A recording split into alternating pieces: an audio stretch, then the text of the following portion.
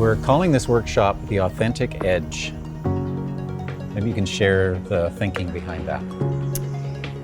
Well, it's so important to be authentic, to really understand who you are so that you can show up consistently, have better relationships, build a team that's cohesive, collaborative, innovative. All of those things are really beautiful. And deal with the bad stuff when it comes along. Dealing with conflict, all of those issues. Yes, right? yes. And the sweet spot is that the outcome, the secondary benefit to feeling good and doing good and surrounding yourself with people who are also all in the same boat is that you give yourself a competitive edge so that you can attract the best talent, retain the best talent, solve better problems.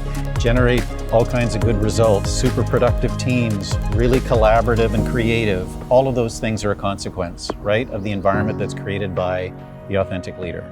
Yeah, and that's why we're calling it The Authentic Edge, because we think this is super edgy stuff. And a superpower. Yes.